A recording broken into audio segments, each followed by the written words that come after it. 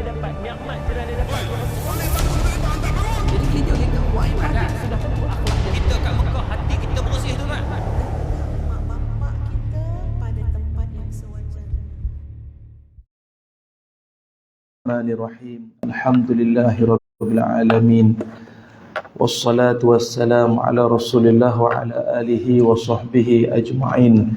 Qala rabbi shrah li sadri wa yassir li amri wahlul 'uqdatam min lisani yafqahu qawli. Allahumma iftah lana qulubana fi talabil ilmi warzuqna ikhlasu fihi wal amalu bihi wan nashru bihi hatta ya'tiyana al yaqin. Amin ya rabbal alamin. Amma ba'du. Alhamdulillah, syukur dan puji dipanjatkan kehadrat Allah Subhanahu wa taala. Dengan izin, ketentuan dan kasih sayang Allah, dapatlah sama-sama kita bertemu pada kesempatan pagi subuh nuzulul Quran kita di bulan Ramadan Al-Mubarak yang penuh dengan keberkatan, yang kita doakan moga dipanjangkan usia, diberikan kesihatan, kekuatan tubuh badan agar dapat kita menamatkan Ramadan nanti dengan jayanya dan beroleh taqwa. Amin ya rabbal alamin. Syukur kepada Allah Subhanahu wa taala. Terima kasih kepada pihak SPAA. Lama saya tak mai sini tuan-tuan ya. Jadi sebab saya tengok jadual pun seram, padat, tengok jadual surau yang padat, jadi saya pun seram nak marinya. Jadi saya pun minta lah, kalau ada kosong saya marilah kan pagi ni kan. Auto sangat kan. Okey, jadi alhamdulillah pagi ni dapatlah kita bertemu pada tarikh ataupun pada peristiwa yang besar bagi kita umat Islam, iaitu peristiwa nuzulul Quran, yang saya kira mungkin saya tidaklah nak mengulas tentang nuzul Quran itu secara langsung, sebab saya ingat mungkin saban tahunlah kita dah membincangkan tentang nuzul Quran itu sendiri, iaitu dari sudut penurunannya, dari sudut pengumpulan Quran itu sendiri dan sejarah yang berkait dengan Al-Quran itu. Jadi izinkanlah saya pada kesempatan pagi yang berbahagia ini untuk saya nak bawakan perhatian kita yang juga penting dalam Quran, iaitu berkait tentang satu surah ataupun juga berkait dengan satu sosok tubuh Nabi Allah yang sehinggakan Allah Subhanahu wa taala menobatkan akan surah ini ataupun kisah yang terkandung dalam surah ini adalah merupakan sebaik-baik kisah dalam Quran. Allah Ta'ala berfirman, A'udzubillahi minasyaitonirrajim. Nahnu naqussu 'alaika ahsanal qasas. Nahnu naqussu 'alaika ahsanal qasas bima auhayna ilaika hadzal Qur'an wa in kunta min qablihi laminal ghafilin. Sadaqallahul azim. Allah Ta'ala berfirman, kami ceritakan kepadamu wahai Muhammad sallallahu alaihi wasallam seindah-indah kisah yang telah kami wahyukan kepadamu Al-Quran ini. Padahal sebenarnya engkau sebelum datangnya wahyu itu adalah daripada orang-orang yang tak sedar akan halnya. Surah Yusuf ayat yang ketiga. Sadaqallahul azim. Jadi saya ingat daripada ayat ni pun tuan-tuan pun dah maklum akan apakah direction perbincangan kita pagi ni, iaitu berkait rapat tentang seindah-indah kisah terbaik dalam Al-Quran. Yang mana kisah terbaik dalam Quran ini yang dimaksudkan adalah kisah Nabi Yusuf alaihi salam. Nabi Yusuf alaihi salam ni tuan-tuan punya indahnya kisahnya sehingga kan bukan setakat Allah yang nobatkan ini kisah terbaik, hingga kan sampai ke hari ini kita pun tak adalah ramai sangat kawan-kawan, tapi di kalangan pengkarya-pengkarya, orang yang pembikin filem pun memang dia orang akui Nabi Yusuf punya kisah ni kalau dia diangkat menjadi ke layar perak, dia siap boleh jadi blockbuster punya cerita ataupun top 10, top 5 movie Netflix pun kalah. Sebab apa yang berlaku dalam kisah dalam cerita Nabi Yusuf alaihi salam ini, dia sudah pun melengkapi sekurang-kurangnya 6 rukun filem. Nampak? Inilah pertama kali nuzul Quran, tuan-tuan dengar orang cerita bab filem. Suka hati tuan-tuan lah nak panggil ke dak lepas ni. Jadi saya sebut lagi sekali. Apa yang berlaku dalam kisah Nabi Yusuf alaihissalam sekurang-kurangnya melengkapkan bukan rukun Islam. Dia ada ke ingat rukun puasa ada rukun lah. Dia filem pun dia ada rukun juga. Sekurang-kurangnya 5 atau 6 rukun-rukun filem. Dia kalau filem yang hebat yang dahsyat ni, kot lah tuan-tuan ni nak jadi kot nak buat filem ke lepas ni kan. Filem berunsur dakwah ke apa, sekurang-kurangnya 5 atau 6 ni dia kena ada. Pertama sekali, sebuah filem ataupun karya yang bakal memikat hati penonton, pertama sekali sekurang-kurangnya dia kena ada apa? Dia kena ada unsur komplot dan khianat. Itu kena ada. Berpakat untuk nak menjatuhkan syarikat Megah Holding. Itu kan standard nama cerita syarikat-syarikat macam tu kan sama. Gamuda Holding lah apa Megah. Tak tahu macam tu lah. Nak menjatuhkan Datuk tu Datan Seri dan cucu dia, menantu dia, ni nak rampas kawan dia. Dia komplot tu dia kena ada. Sampai makan 13 episod tu. Boring kita. Tak habis-habis lagi diorang ni. Kejap kata mati, duduk balik lah apa macam tu kan. Pertama dia komplot untuk khianat. Tu nombor satu. Yang kedua, dan kalau dalam kisah Nabi Yusuf alaihissalam pun memang benda ni jadi. Iaitu apabila Bunyamin dan adik-beradik yang lain semua masing-masing tak puas hati dengan Nabi Yusuf alaihissalam. Habis kesayangan ayah melaci. Habis kami ni tak kesayangan. Ambo sayang hak tu tentang handsome kita ni. Tak tahulah apa sebab-sebabnya, banyak isu-isu lain. Jadi dia orang berpakat, dia ambil Yusuf, lempar masuk dalam perigi, dalam telaga. Balik kata adik dah kena ngap dengan serigala dah sebagai cerita tu kan. Itu pertama. Yang kedua, dia kalau rukun filem yang bagus, yang hebat, mesti kok mana pun dengki. Dengki mesti kena ada. Dengki mesti kena ada. Dia minat dengan seorang perempuan, yang ni pun minat kat perempuan ini. Akhirnya dia orang kawan baik, kawan ni jadi jealous. Pasal apa perempuan tu minat kat dia ni? Apa dia punya pick up line tak power? Dia jadi ada dengki kat situ. Ataupun dengki sesama rakan niaga, dengki sesama adik-beradik, dengki sesama kejiranan, hantar santau, hantar sihir, bubuh apa dalam bubuh kacang. Jadi dengki ni benda ni, marilah cerita hantu, cerita bunuh, cerita James Bond ke apa, dengki tu mesti ada. Lepas tu tengok balik macam mana orang jahat ni boleh jadi jahat. Oh, rupanya dulu dia kerja syarikat ni, tapi syarikat ni tak bayar gaji, dia lari, dia keluar, dia khianat syarikat ni balik sebab dia dengki. Ramai dalam tu dapat bonus, dia tak dapat. Macam tu je cerita dia pun. Kan? Jadi tak apalah kan, jauh pula cerita mana Yusuf kita ni kan, jauh sangat, tapi nak bagi taunya realiti tu. Sebab apa? Ahsanil qasas, sebaik-baik kisah tu ada sebab tu.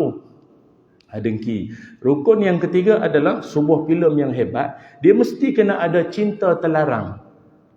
Mak bapak tak setuju, kawan tak reda, dia ada lah tu, dia ada cinta-cinta terlarang. Saya ingat cinta terlarang ni paling banyak cinta Hindustan lah. Cinta Hindustan. Pasal dia orang kan daripada kecil-kecil dah dijodohkan. Mak bapak kawan baik, bapak kau ni, bapak kau ni kawan baik. Anak kita kahwin lah.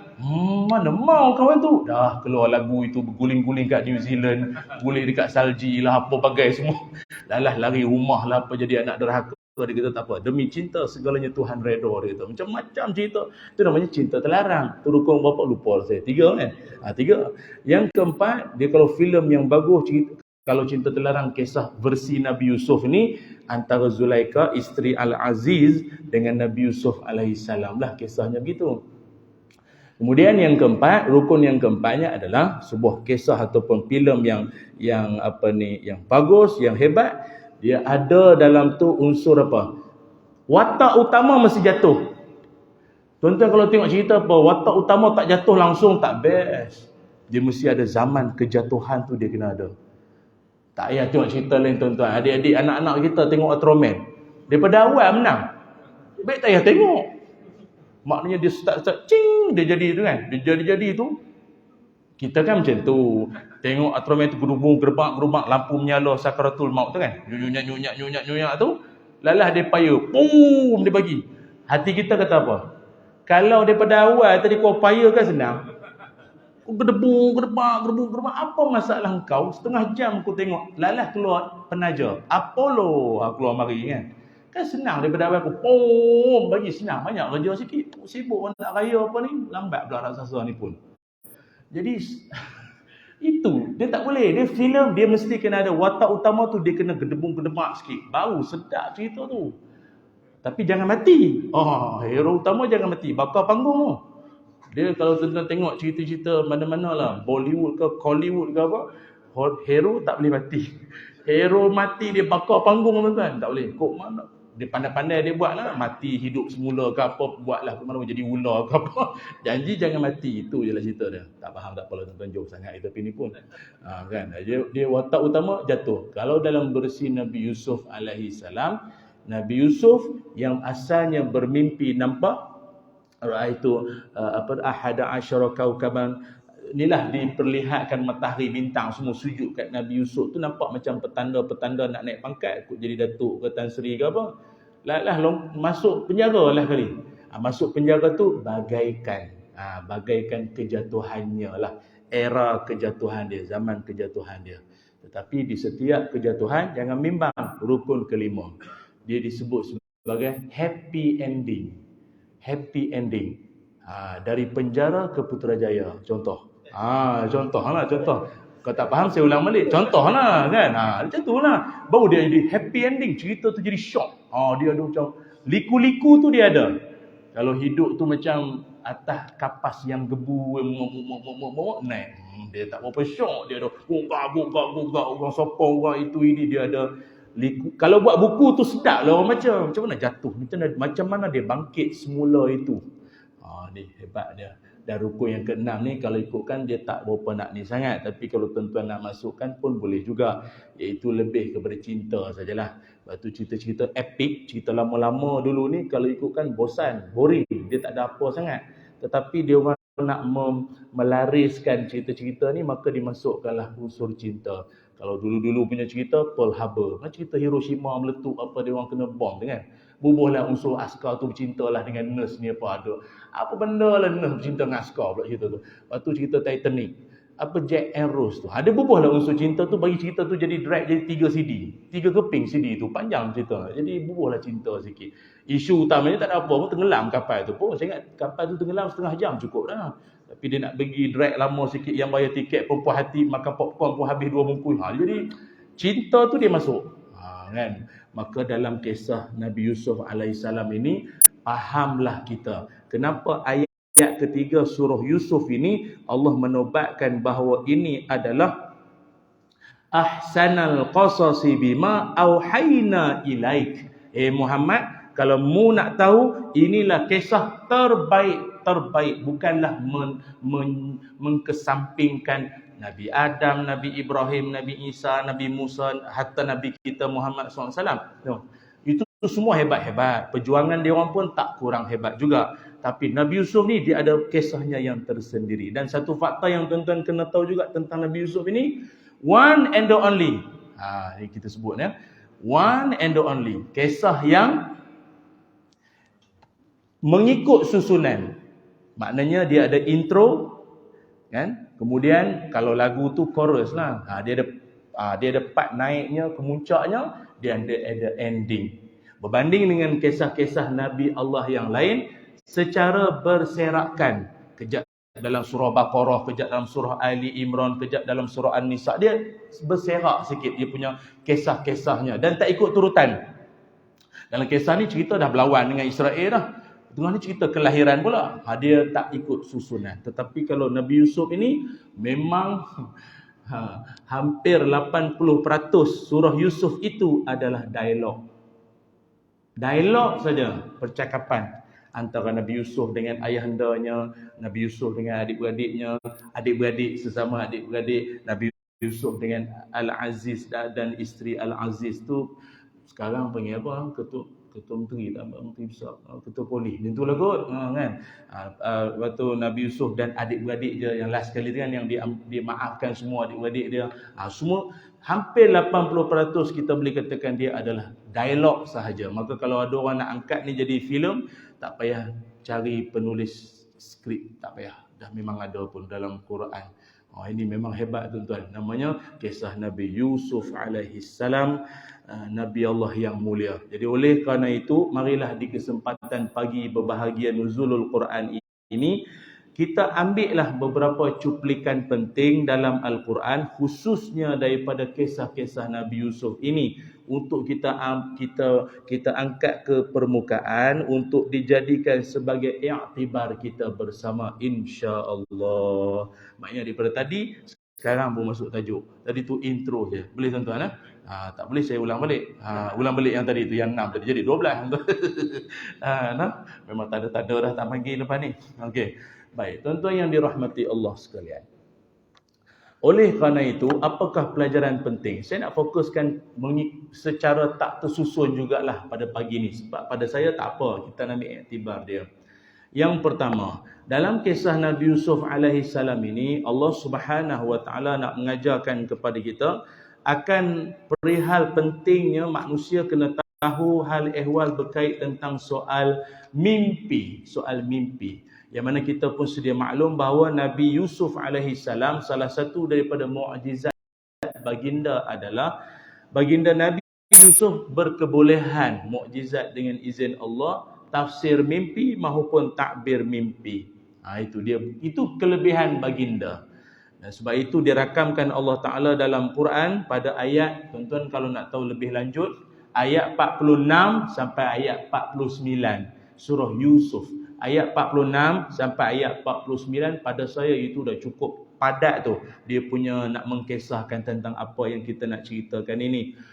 Cuma dalam ayat-ayat tersebut antara 46 sampai 49 itu, antaranya Allah Ta'ala menceritakan bahawa masa tu Raja Mesir telah pun ditakdirkan Allah bermimpi nampak akan 7 ekor lembu.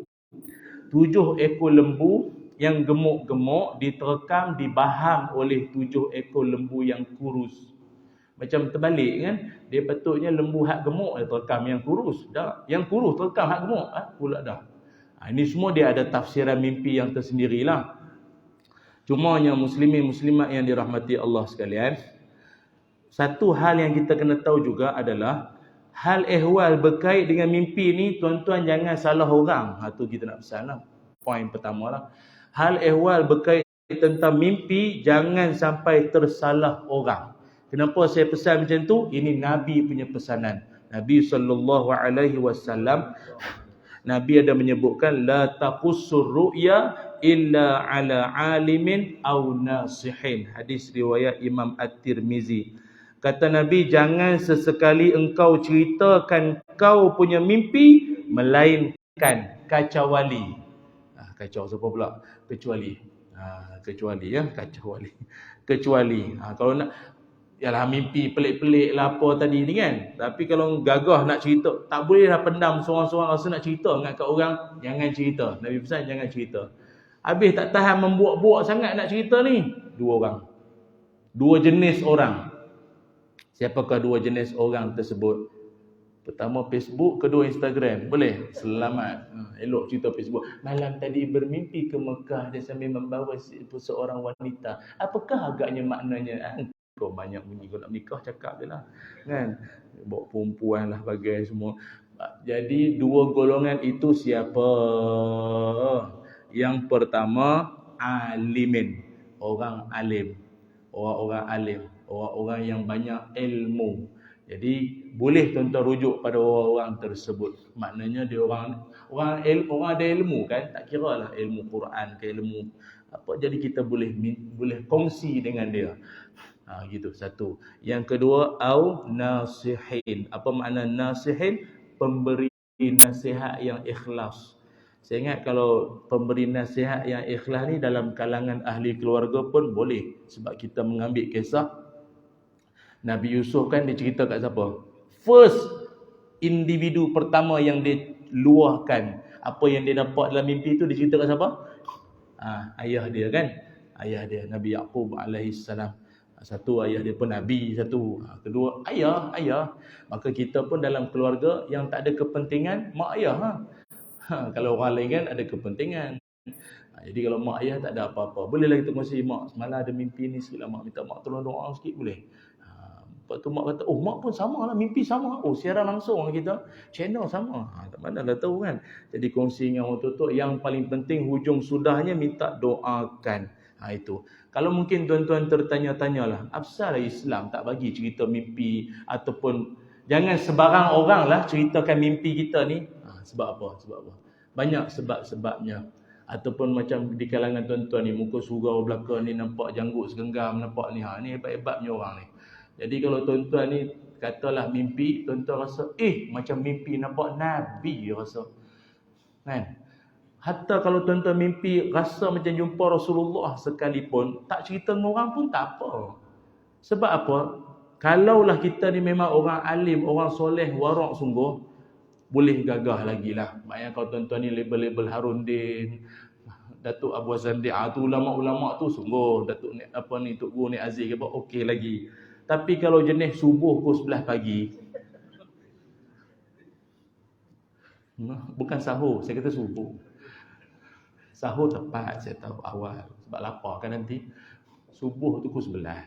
Lepas tu kau beritahu orang, ya Allah, lambat bangun pagi ni, mimpi Nabi.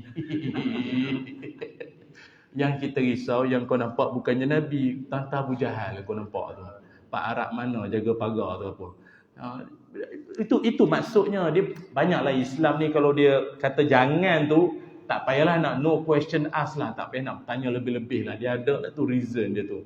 Atau selain daripada itu, kenapa agama tak menggalakkan kita nak cerita sangat ke orang di Facebook ke grup WhatsApp ke mimpi-mimpi kita ni, kerana dibimbangi. Dibimbangi orang-orang tertentu yang mendengar akan kisah mimpi kita itu, mandai-mandai pula pergi takbir ataupun tafsir. Jangan main-main. Sebab mimpi ni kalau dia sudah ditafsir, silap hari bulan boleh jadi takdir. Dia ada kisah dia, panjang lah. Sebab tajuk pagi ni bukannya mimpi. Lain tahulah panggil pula. Tu pun kalau tuan-tuan tak mimpi lah masa tu. Dia, saya ulangi sekali mimpi kalau sudah ditafsir atau ditakbir, ditafsir, silap hari bulan. Maknanya kalau silap bulan ni, boleh jadi, boleh tak jadi. Tapi bimbang-bimbang. Daripada tafsir, boleh jadi takdir. Apa makna takdir? Betul-betul jadi. Jadi jangan salah orang. Orang tu lawyer buruk je. Kita mimpi patah gigi. Kan? Accident kau ni nanti kan. Mulut celupa. Takdir nanti macam mana? Sebab itu agama tak bagi kita. Jangan sebarang orang. Tuan-tuan kalau jumpa orang alim, takkan itu jawapan dia. Betul tak? Tak ada apa. Gigi patah. Ni agaknya kena suruh cek gigi kot. Kan? Apa tak kena sihat atau gigi tak sihat ke apa. Itulah. Jangan tersalah orang. Itu poin yang pertama. Yang mana sebut tentang Nabi Yusuf alaihi salam ini berkait tentang itu. Cuma Mak Saleh ni dia ada banyak pengertian lah. Kalau Mak Saleh kata mereka, kalau dream itu mimpi indah-indah. Tapi kalau nightmare itu mimpi yang menakutkan. Biasanya mula-mula dia mimpi nampak tayar. Lepas tu tayar tu bertukar jadi rimau. Lala rimau tu jadi isteri kita. Biasa itu nightmare namanya lah. Lepas tu dekat tangan ada cap jari. Tu biasanya lah jadi. Lepas tu tangan pegang pasport merah. Itu. Tuan-tuan ya? Tak faham tak apa. Okey. Jadi sebab tu tak termasuk dalam ni pun. Okey. Itu poin yang pertama. Poin yang kedua yang nak diingatkan kita juga dalam banyak-banyak kisah Nabi Yusuf alaihi salam ini adalah, iaitu kalau tuan-tuan tengok dalam Quran, iaitu pada surah Yusuf sendiri, Allah nak menceritakan bahawa dalam kesusahan masih lagi mampu kita nak berbakti dalam kesusahan. Ataupun boleh juga tuan-tuan nak poinkan sebagai senantiasa yakin akan adanya Allah. Itu. Sentiasa yakin akan adanya Allah Subhanahu wa taala. Sebab kalau tuan-tuan tengok dalam kisah Nabi Yusuf ini, baginda hidupnya bagaikan upside down. Upside down. Dia betul tak? Rasa nak benda tu? Dia macam hidup Nabi Yusuf ni, dia macam, kalau tak keterlaluan lah, kita yang tak Nabi ni pun rasa benda-benda tu. Upside down, itu kan hidup kita. Masa mimpi nampak bintang, nampak matahari, semua sujud ke arah dia. Itu rasakan hidup bagaikan sedang up. Hidup tengah naik. Disayangi oleh mak ayah. Hidup rasa naik. Dikhianati adik-beradik. Down. Kan? Dia lempar masuk dalam telaga, dalam perigi. Down lagi. Lepas tu pula diambil, dijaga oleh Al-Aziz, ketua polis, sebagai anak angkat. Balik kan? Dia digoda oleh isteri mak angkat dia pula. Dan akhirnya dipitnah, masuk penjara. Down. Raja Mesir mimpi benda pelik-pelik. Siapa boleh tolong? Nabi Yusuf tolong. Oleh kerana itu, panjang cerita sikit, bubak-bubak, jadi diangkat menjadi salah seorang menteri di Mesir. Nampak tak? Saya down, kita hidup macam tu lah. Kita hidup macam tu. Sebab tu cantik kisah ini untuk nak dijadikan sebagai semangat untuk kita dalam kehidupan. Maka poin penting yang kedua adalah, walau susah macam mana pun kehidupan, yakin Allah ada. Walaupun ekonomi terkesan, ramai orang dibuang kerja, gaji potong, kes perceraian tinggi, wabak kes makin tingkat, naik semua macam-macam. Relax, steady. Allah kan ada. Allah ada, itu je. Sekarang orang duk risau dah ni, polemik tentang nak raya 29 hari Ramadan ke 30. Tuan relax lah tuan. Apa nak? Senang aja. Apa jadi 29 hari ke 30 hari, beli ayam dulu. Tu je. Ayam beli siap-siap. Ini jenis belilah nenek tu yang kelang kabut tu. Pasal ini semua menunjukkan kekuasaan Allah. Sebab tu dia Ramadan bukan pakai kalender. Ramadan ni dia istimewa, dia mana pakai kalender. Dia pakai teropong anak bulan. Tapi yang teropong bukan kita lah. Yang teropong ulama-ulama lah, ilmu falak semua. Kita teropong bukannya anak bulan, anak dara lah nampak pun. Tak nampak anak dara jogging tu, itu nampak. Jadi sabar je lah tuan-tuan. Ini semua ketentuan Allah. Sibuk tanya. Saya malas dah nak ni. Baru beberapa hari Ramadan tanya dah. Ustaz, raya bila? Macam tak suka je dengan Ramadan ni. Kita kalau bertamu kan, kalau tuan rumah asyik tanya bila nak balik macam mana? Tak kecil hati ke? Saya tak kecil hati sangat, tapi saya faham lah. Saya sampai-sampai. Kita pergi ceramah mana-mana negeri lah. Baru sampai. Ustaz balik bila? Kan? Kita pun, bagi kita penceramah, barangkali ustaz nak balik bila tu sebab dia nak hantar pergi airport ke apa kan. Tapi kalau dalam situasi yang lain, macam kau ni macam tak suka. Aku baru sampai katanya bila nak balik, macam tak suka je tu kan. Tapi orang tetamu pun satu hal juga. Dia ad-dhiyafatu salasah. Dia bertamu ni 3 hari je. Ahlan wa sahlan. Jadi kalau 4 hari, 5 hari, ahlan wa sahlan wa jalan. Itu lama sangat. Nak pula tetamu tu hari keempat, hari kelima, seronok lah duduk rumah ni. Macam tak nak balik pula masa tu tuan rumah dah start asah parang lah. Masa tu saya dengar lah kan. Ingat, yakin Allah sentiasa ada, yakin walau apa susah pun Allah tetap bantu kita. Tu ingat tu. Sebab kalau mengambil kisah daripada Nabi Yusuf alaihissalam, Nabi Yusuf ini saya tak baca lah ayatnya kan, jadi pukul 9 pula habis nanti ni. Jadi saya nak sebutnya antara ayat 46 sampai ayat 49 tu, Nabi Yusuf alaihissalam ni, tuan-tuan tahu kan, ketika dia mentafsirkan mimpi Raja Mesir tu, ketika itu dia masih lagi berstatus apa? Dia masih lagi banduan, prisoner. Dia masih lagi banduan pada waktu itu. No, maksud saya macam ni. Kalaulah Nabi Yusuf alaihissalam ni jenis orang yang mengambil kesempatan, apa istilah sekarang, menunggang apa? Kan, nak menggunakan agama lah apa kan, untuk kepentingan menyelamatkan diri lah apa semua. Dia boleh je. Tuanku, saya boleh tafsir mimpi, tapi kasih bebas lah dulu. Kasihlah pengampunan dulu. Takkan kawan dalam penjara ni nanti dah settle masalah, saya duduk penjara lagi. Tak cik. Agreement lah, MOU dulu apa kan. Kontrak lah setahun apa, ambil lawyer semua sikit apa. Tak, walaupun dia sebagai banduan, tetapi bila ada orang sedang dalam masalah dan ilmu yang ada pada dia pun hanya pinjaman Allah, tanggungjawab mesti dilaksanakan. Banduan tetap banduan, kerja tetap kerja. Tu hebat tu. Mana nak cari orang macam tu? Hebat. Apa saya nak bagi kita point yang bukan banduan ni semua, dengar. Tak, tuan-tuan bila saya cerita lebih-lebih rasa macam duduk kat Kajang pula. Kajang, Sungai Buloh macam tu kan. Dengar baik-baik. Maknanya, kalaupun kita dalam hidup kesusahan sekalipun, itu bukan alasan untuk tidak berbakti. Faham kan? Maknanya kita tak kira lah macam hari tu kan, PKP lah, lockdown lah, PKPB, PKPD, dah tak boleh fikir dah masa tu. Itu bukan alasan untuk tak menyumbang, bersedekah, berinfak, QR code, Maybank to you, CMB klik, QR code. Bagilah sumbangannya. Tak betul tak? Tak boleh, saya PKP. Apa masalah? PKP-nya badan, duit boleh transfer. Nak bagi taunya itulah maksudnya. Tidak ada alasan untuk tak berbakti dan berkhidmat. Itu kisah ini kita yang cak ayam macam tu je pun. Ulama dulu, tuan-tuan, tafsir Al-Azhar, tahu kan tafsir Al-Azhar Hamka, itu dikarang dalam penjara tau. Dalam penjara itu dikarang. Jangan main-main.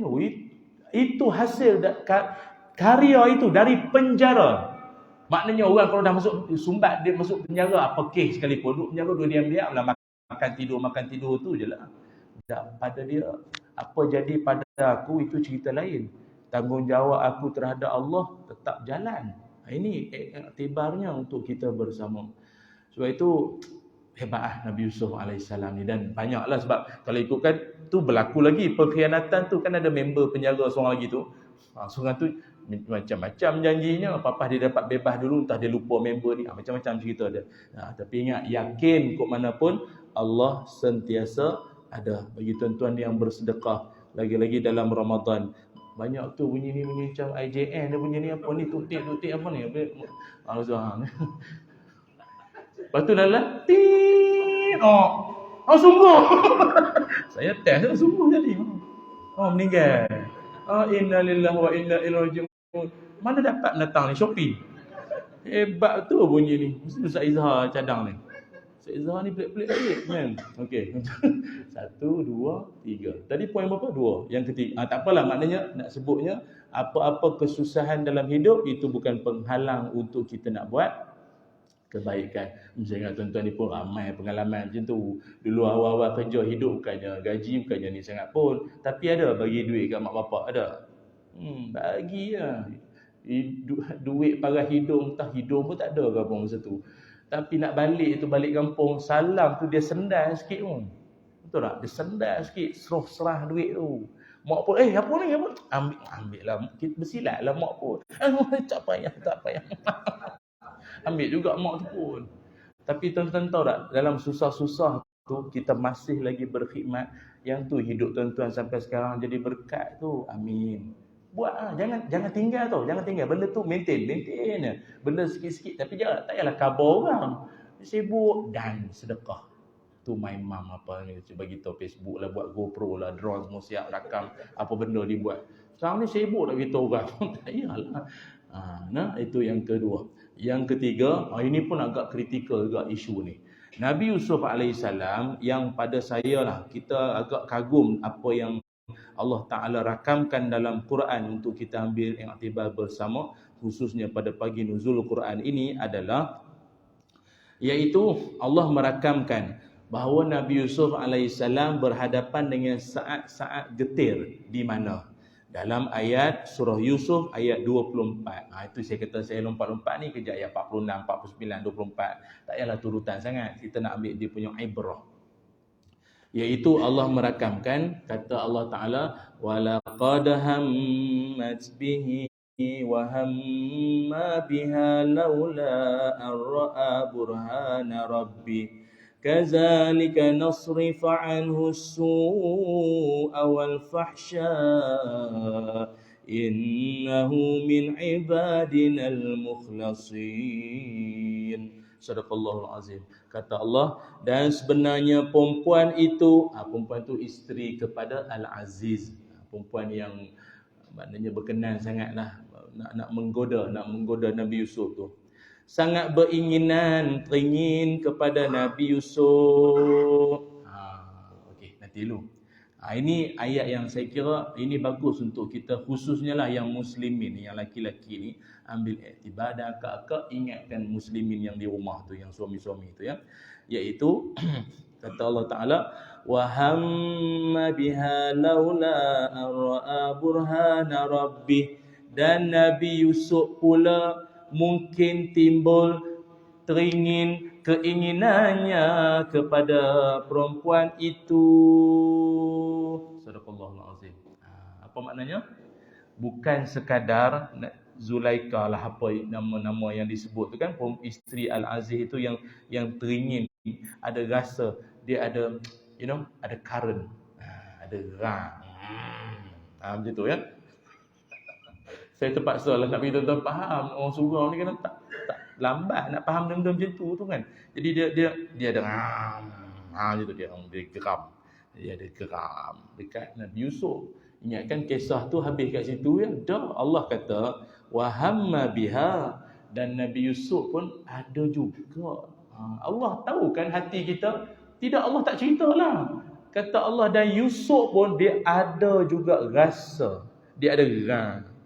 Dia ada ngau tu terhadap isteri Al-Aziz itu. Mau taknya Arab Mesir kot. Arab Mesir Juna Habibi ya Nuril Ain. Geram kan. Jadi bila poin paling penting di sini apa dia tuan-tuan? Allah Ta'ala tidak menafikan akan naluri seorang lelaki. Itu penting dekat situ. Maka tuan-tuan tak payahlah menggunakan istilah-istilah mengatakan bahawa apalah ustaz pun tak boleh. Tak boleh cakap macam tu. Pada tu imam pun no, dia lelaki kan. Dia lelaki dan dia tetap lelaki. Yang cerita tadi tu bukan sekadar lelaki, dia nabi lagi. Tapi dia ada naluri nak kepada perempuan itu. Itu yang kita nak highlightkan di sini. Cuma dia ada cuma pula.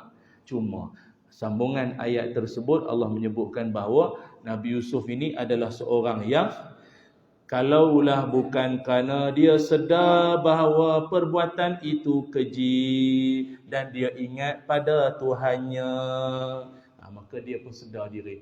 Tak boleh. Aku ni ustaz, penceramah, dakwah orang saya menang, takkanlah aku pun terlibat sama. Dia sedar diri. Maka itulah yang menyelamatkan.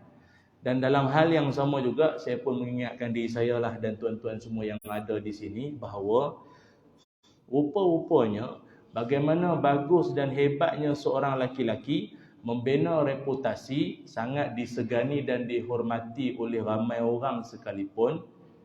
Semua yang dia peroleh di puncak kejayaannya itu akan merudum, ranak atau mungkin hilang semua itu hanya mungkin kerana kes perempuan saja.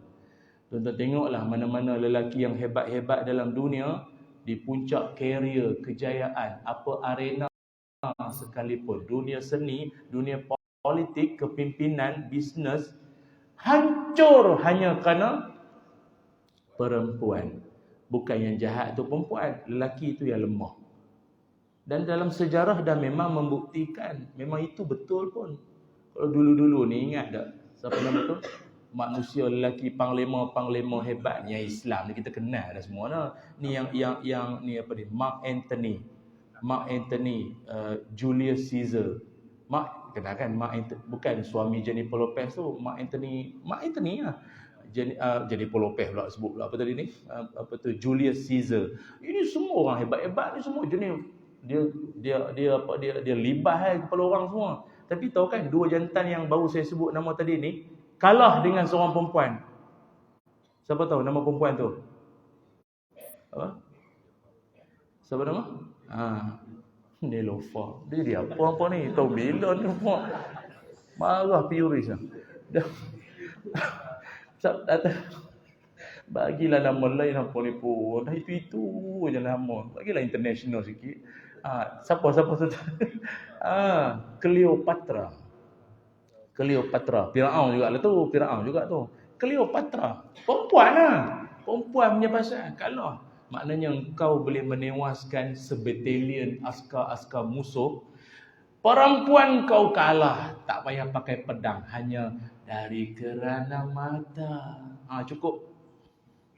Habis. Hari pula mai duk bengkok. Abeh. Mana demon ni? Suara sedap jadi imam. Kawai makmum. Khusyuk.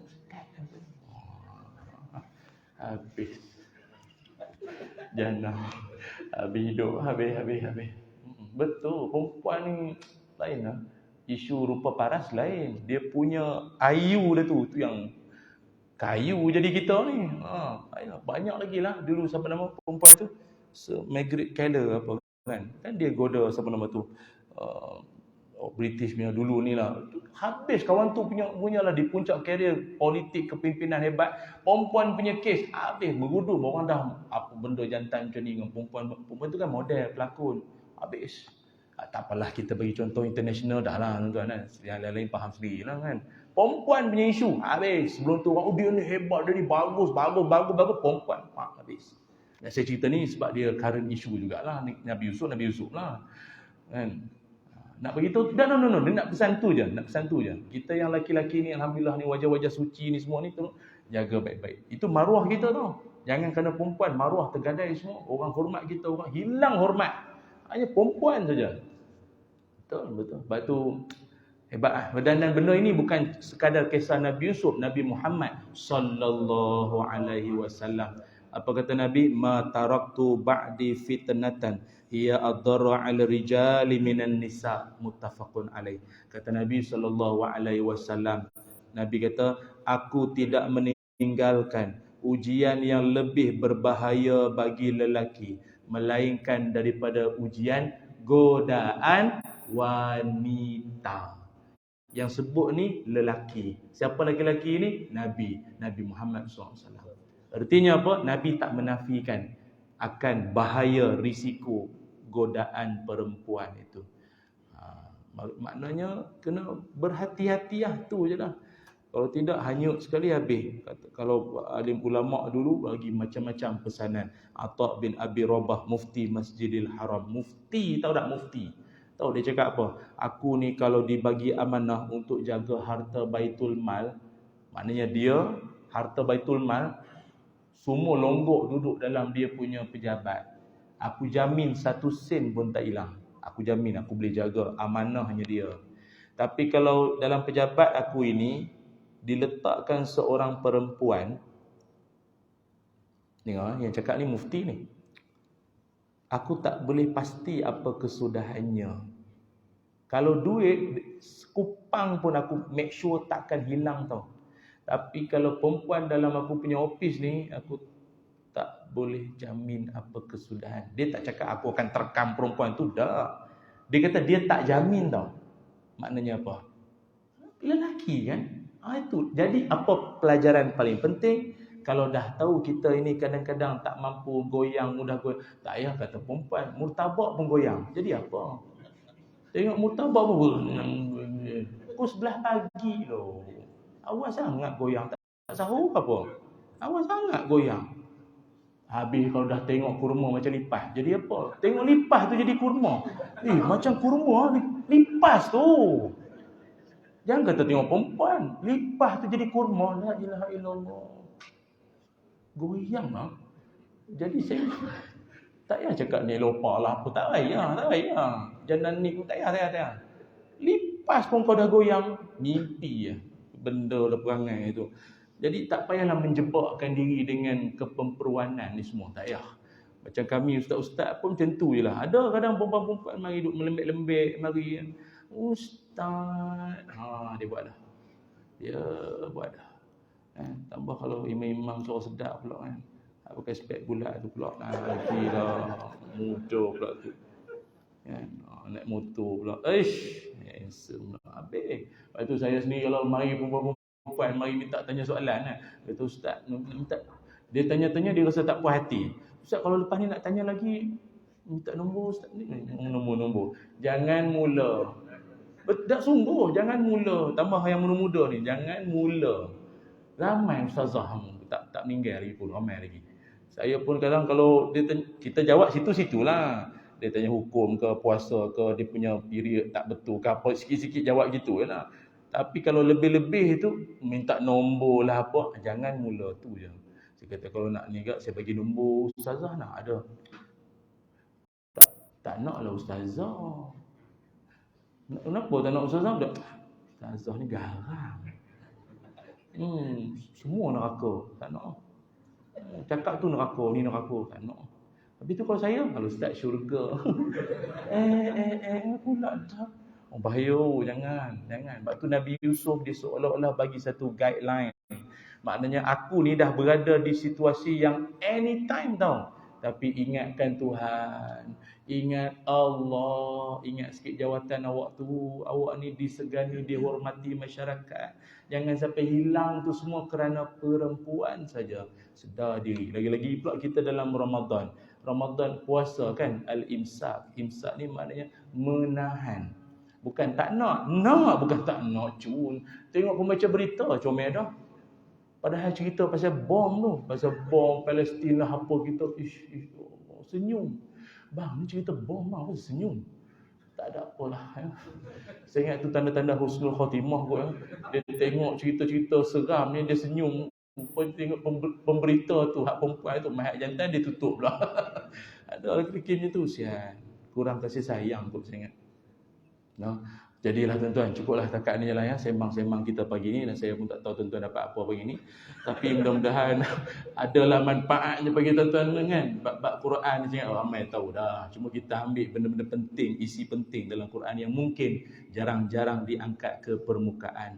Yang insya-Allah kita telah kongsikan pada kesempatan pagi ni. Bismillahirrahmanirrahim. Allahumma salli ala sayyidina Muhammad wa ala ali sayyidina Muhammad. Allahumma inna nas'aluka ilman nafi'a wa rizqan tayyiba wa amalan mutaqabbala. Allahumma aghnina bil ilmi wa zayyinna bil hilmi wa akrimna bit taqwa wa jammilna bil afiyah. Allahumma arhamna bil Qur'an waj'alhu lana imaman wa nuran wa hudan wa rahmah. Allahumma zakirna minhu ma nusina wa'allimna minhu ma jahilna warzuqna tilawatahu